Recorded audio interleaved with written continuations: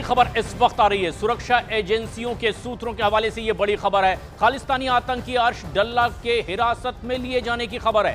भारत सरकार और एनआईए यानी राष्ट्रीय जांच एजेंसी द्वारा घोषित वैश्विक खालिस्तानी आतंकी अर्शदीप सिंह डल्ला को कनाडा में जमानत मिल चुकी। उसके भारत प्रत्यर्पण की तैयारी चल रही थी। कई सारे न्यूज चैनल इस न्यूज को कवर कर रहे थे कि अर्शदीप सिंह डल्ला की भारत वापसी हो सकती है। कनाडा सरकार उसे भारत को प्रत्यर्पण यानी डिपोर्ट कर सकती है और भारत भी इस चीज के लिए प्रतिबद्ध है। हालांकि इस चीज के बीच सोचने वाली बात यह थी कि सबको पता था कि कनाडा और भारत के बीच डिप्लोमेटिक बातचीत फिलहाल बंद है। किसी भी तरह से कनाडा सरकार भारत की सरकार से बात करने को तैयार तक नहीं थी। लेकिन इसी बीच न्यूज चैनल वाले अपनी टीआरपी बढ़ाने और फेक न्यूज के सिलसिले को आगे बढ़ाते हैं। इसी बीच न्यूज चैनल्स पर खबर देखी जाती है कि आतंकी अर्शदीप सिंह डल्ला को भारत प्रत्यर्पण की तैयारी चल रही है और कुछ ही समय में वो भारत में होंगे। ये चीजें देखकर इस पूरे कान पर वीडियो बनाने की हमने भी ठान ली थी। इस मामले में जब हमने रिसर्च की तो हमने पाया कि फिलहाल काफी समय से भारत और अमेरिका के बीच डिप्लोमेटिक बातचीत बंद है। किसी भी तरह से कोई भी ऑफिशियल भारत के ऑफिशियल से किसी भी तरह की बातचीत को लेकर राजी नहीं है। इसको लेकर कई सारी चीजें पहले भी कही जा चुकी है। भारत की गवर्नमेंट लगातार इस मामले में कनाडा सरकार पर आरोप लगाती आई है कि वो खालिस्तानियों को सपोर्ट करते हैं और खालिस्तानी आतंकियों को अपने घर में पनाह दिए हुए हैं। इस चीज को लेकर कई सारे मुद्दे पहले भी चिढ़ते रहे हैं और भारत और कनाडा के डिप्लोमेटिक संबंध फिलहाल किस कदर बिगड़े हुए हैं ये हम सभी जानते हैं। लेकिन सबसे बड़ी सोचनीय बात यह है कि जिस तरह से अगर हम कनाडा को खालिस्तानी आतंकवादियों को प्रोटेक्ट करने को लेकर ब्लेम कर रहे हैं, वैसे ही कनाडा सरकार भी लॉरेंस बिश्नोई को प्रोटेक्शन देने को लेकर भारत सरकार को शुरू से ब्लेम करती आई है और इसमें कोई दो राय भी नहीं है। दो राय इसलिए नहीं है क्योंकि भारत सरकार का गृह मंत्रालय ही है जिसने लॉरेंस बिश्नोई को पिछले 2 साल से साबरमती जेल में प्रोटेक्शन दे रखी है। ना तो वो बाहर किसी पेशी पर फिजिकली आता है और ना ही उसको और किसी से मिलने की इजाजत है। पिछले 2 साल से भारत के गृह मंत्रालय ने ये रूल बना रखा है कि गैंगस्टर लॉरेंस बिश्नोई सिर्फ और सिर्फ साबरमती जेल की स्पेशल सेल में बंद रहेगा। उसकी पेशी भी वीडियो कॉन्फ्रेंसिंग के जरिए ही होगी। ऐसे में भारत की गवर्नमेंट पर भी आरोप लगते आए हैं कि भारत की गवर्नमेंट भी गैंगस्टर लॉरेंस बिश्नोई को पूरी तरह से प्रोटेक्ट कर रही है। इसके अलावा कनाडा सरकार भारत सरकार पर यह आरोप भी लगाती है कि लॉरेंस बिश्नोई को ढाल बनाकर कनाडा में कई सारे सिख लोगों पर और खालिस्तान सपोर्टर्स पर हमले हो रहे हैं। इसको लेकर भी कनाडा सरकार और भारत सरकार आमने सामने है। हालांकि इससे पहले खालिस्तानी आतंकी करार दिए जा चुके निज्जर की कनाडा में हत्या हो जाती है। इस हत्या में भी गैंगस्टर लॉरेंस बिश्नोई का और भारत के तार जुड़ने के कई सारे आसार कनाडा सरकार ने जो आरोप थे वो भारत पर लगाए। इसी को लेकर कनाडा और भारत के बीच डिप्लोमेटिक वार्ता फिलहाल बंद है। लेकिन अर्श डल्ला की बात करते हैं। अर्श डल्ला कौन है और क्यों अर्श डल्ला को भारत प्रत्यर्पण यानी भारत रिपोर्ट करने की बात हो रही है और आखिर अर्श डल्ला इतना इंपॉर्टेंट क्यों है। सबसे पहले तो मैं आपको यह बता दूं कि अर्श डल्ला पहले लॉरेंस की गैंग में ही काम किया करता था, लेकिन बाद में उसने खालिस्तानी टाइगर फोर्स यानी कि केटीएफ ज्वाइन कर ली।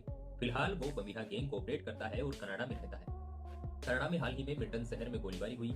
उस गोलीबारी में एक न्यूज निकलकर सामने आई। उसमें कहा गया कि स्थानीय पुलिस ने 2 लोगों को गिरफ्तार किया है। धीरे धीरे ये चीजें, हालांकि किसी को कंफर्म तो इस मामले में नहीं था, लेकिन जैसे जैसे ये चीजें बाहर आई उसमें ये चीजें अंदेशा होने लगा कि हो न हो उन दोनों में से एक जो शख्स है जिसके पैर में गोली लगी है और पुलिस ने जिसे अरेस्ट किया है वो खुद अर्शदीप सिंह डल्ला ही है। अर्शदीप सिंह डल्ला के बारे में बात करें तो खालिस्तानी टाइगर फोर्स जो कि भारत की तरफ से एक आतंकी संगठन करार दिया जा चुका है, उसका अगुवाई कर रहा है। निज्जर के मरने के बाद से ही ये खालिस्तानी टाइगर फोर्स और जो बमिहा गैंग है उसको ऑपरेट करता रहा है। बमिहा गैंग जिसे लॉरेंस बिश्नोई की विरोधी गैंग कहा जाता है। बमिहा गैंग का ऑपरेट करने को लेकर अर्शदीप सिंह डल्ला के साथ इसके साथ ही कई सारे और भी शामिल हैं। भारत में बात करें तो अर्शदीप सिंह डल्ला का जो नेटवर्क है वो लॉरेंस बिश्नोई से भी काफी ज्यादा प्रोटेक्टिव है, काफी ज्यादा मशहूर है। लॉरेंस बिश्नोई जिस तरह से कई सारे लोगों को भर्ती करता है उस तरह से ही इनकी भी साइबर सेल काम करती है। अर्शदीप सिंह डल्ला पर भारत में लगभग 80 से ज्यादा मुकदमे दर्ज हैं, जिनमें हत्या के प्रयास, फिरौती, रंगदारी से लेकर कई सारे मर्डर भी शामिल हैं। अर्शदीप सिंह डल्ला जो साल 2022 में भारत से विदेश भाग चुका था, एक राजस्थानी लड़की से पेपर मैरिज करने के बाद अर्शदीप सिंह डल्ला यहाँ से फरार हो जाता है और वहाँ जाकर आतंकवादी गतिविधि, जिसे हम खालिस्तानी गतिविधि कहते हैं, उनको सपोर्ट करता है। फिलहाल इस पर कई सारे आरोप लग चुके हैं और जैसे ही इसकी वहाँ पर गिरफ्तारी मिल्टन शहर में होती है उसके बाद से तमाम चारों तरफ न्यूज चैनल्स पर यह खबर दिखाई गई कि खालिस्तानी टाइगर फोर्स की अगुवाई कर रहे इसी गैंगस्टर को भारत डिपोर्ट कराने को लेकर कई सारी चीजें इंडिया गवर्नमेंट की तरफ से चल रही है। लेकिन सबसे बड़ी बात यह है कि इस पूरे मामले के बीच ही भारत कनाडा के बीच डिप्लोमेटिक जो संबंध थे वो बिगड़ चुके थे और डिप्लोमेटिक वार्ता बंद थी। ऐसे में कैसे भारत प्रत्यर्पण की तैयारी उसकी हो सकती है, ये चीज भी सोचने वाली है। हालांकि अर्शदीप सिंह डल्ला पर कई सारे मुकदमे इंडिया में दर्ज हैं, कई सारी आतंकवादी गतिविधियों में वो शामिल भी रहा है। लॉरेंस बिश्नोई का विरोधी गैंग है और लॉरेंस बिश्नोई पर लगातार जवाबी कार्रवाई करते हुए लॉरेंस के कई ग्रुपों पर हमले भी उसने करवाए हैं। आतंकी निज्जर की मौत के बाद से ही ये खालिस्तानी टाइगर फोर्स कोऑपरेट कर रहा है। अब बात करते हैं कि आखिर इसकी रिहाई इतनी जल्दी हुई कैसे और इतने बड़े गैंगस्टर को इतने बड़े आतंकी करार दिए जाने के बाद भी उसकी गिरफ्तारी आखिर क्यों नहीं रोक पाई और कनाडा सरकार ने उसे आखिर जमानत क्यों दे दी। दरअसल मिल्टन शहर में गोलीबारी को लेकर इस पूरे मामले में आतंकवादी अर्शदीप सिंह डल्ला को गिरफ्तार किया गया था। इस गिरफ्तारी के बाद से कनाडा की जो वहाँ की न्यायपालिका है वहाँ उसे 30,000 कनेडियन डॉलर यानी इंडिया में 18,11,000 के आसपास कुछ पैसे देकर वहाँ से उसे जमानत मिल चुकी है। हालांकि इससे पहले कि भारत प्रत्यर्पण को लेकर भारत की तरफ से किसी तरह की डिप्लोमेटिक बातचीत वहां के प्रशासन से वहां की गवर्नमेंट से होती, उससे पहले ही अर्शदीप सिंह डल्ला को रिहाई दे दी गई, अर्शदीप सिंह डल्ला को जमानत दे दी गई। हालांकि इस मामले में अगली सुनवाई 24 फरवरी को तय कर दी गई, लेकिन उसके बाद भी अर्शदीप सिंह डल्ला का इतनी जल्दी इतनी बड़ी गतिविधियां होने के बाद छूट जाना एक बड़ा कारण। अब कुछ लोग कहेंगे कि अर्शदीप सिंह डल्ला सिर्फ इंडिया के खिलाफ ही कोऑपरेट कर रहे होंगे या फिर उन्होंने कनाडा में उनका ऐसा कोई इतिहास नहीं रहा होगा। जैसा कि हमने पिछली बार आपको पिछले वीडियो में बताया था कि आखिर लॉरेंस बिश्नोई का भाई अनमोल बिश्नोई भारत डिपोर्ट क्यों नहीं हो सकता, तो उसमें हमने आपको बताया था कि उस पर किसी भी तरह का क्रिमिनल चार्ज नहीं है, बल्कि अमेरिका के एयरपोर्ट पर वो सिर्फ और सिर्फ जाली दस्तावेज और पासपोर्ट के जरिए पकड़ा गया है। ऐसे में क्रिमिनल एक्टिविटी उस पर किसी भी तरह का कोई केस वहां पर नहीं है। और दूसरी जो चीज है वो कि ये दूसरे देशों की बात है, अगर वो इंडिया से जाता और वहां पर पकड़ा जाता तो इंडिया को रिपोर्ट करने की बात होती, लेकिन क्योंकि वो अमेरिका में पकड़ा गया है और अमेरिका किसी दूसरे देश से वहां पर पहुंचा था, तो ये चीजें काफी ज्यादा इंपॉर्टेंट हो जाती है कि इसमें किसी थर्ड पार्टी जो होती है उसका इन्वॉल्वमेंट काफी कम रहेगा। और किसी चीज में भी यहाँ भी सेम वही रूल अगर आप यहाँ पर अप्लाई करोगे तो आप देखोगे कि अर्शदीप सिंह जो डल्ला है उस पर वहां पर लगभग 8 से 9 मुकदमे दर्ज हैं। गोलीबारी, मर्डर, फिरौती, रंगदारी से जुड़े कई सारे मामले कनाडा पर उसका दर्ज है, लेकिन उसके बाद भी उसकी जमानत मिला है।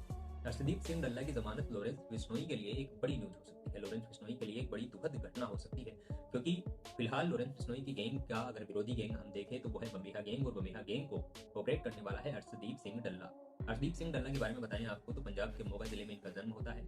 इनके पिता जो थे वो ठेके पर किराए पर जो जमीनें लेते थे और वहां पर खेती करते थे। 10वीं 12वीं की पढ़ाई भी इसने गवर्नमेंट स्कूल से की थी, लेकिन उसके बाद एक झगड़े में इसका नाम आ जाता है और उसके बाद इसके घर वाले इसे पढ़ाई के लिए विदेश भेज देते हैं। वापस से इंडिया आता है, इंडिया में ऐसी कई आपराधिक गतिविधियों को अंजाम देता है और उसके बाद उस पर कई सारे केस होते हैं। बाद में साल 2022 में ये राजस्थान के एक युवती के साथ पेपर मैरिज करता है और फिर यहाँ से कनाडा भाग जाता है। तब से लेकर अब तक वो कनाडा में ही है और वहां जाकर वो खालिस्तानी टाइगर फोर्स यानी KTF को ज्वाइन कर लेता है और अभी निज्जर के मरने के बाद से वो खालिस्तानी टाइगर फोर्स का पूरी तरह से संचालन कर रहा है। हालांकि अब इसकी रिहाई हो चुकी है, ऐसे में आपको ये भी पता लग गया होगा कि आखिर भारत को रिपोर्ट क्यों नहीं कराया जा सकता। ऐसे में ऐसे ही अमेजिंग अगर आप न्यूज रिलेटेड वीडियोस और क्राइम से रिलेटेड तमाम तरीके की वीडियोस आप हमारी यूट्यूब चैनल की प्लेलिस्ट क्राइम 50 पर और प्ले कोड पर भी जाकर देख सकते हैं। मिलता हूँ नेक्स्ट वीडियो में एक नई खबर और नई वीडियो।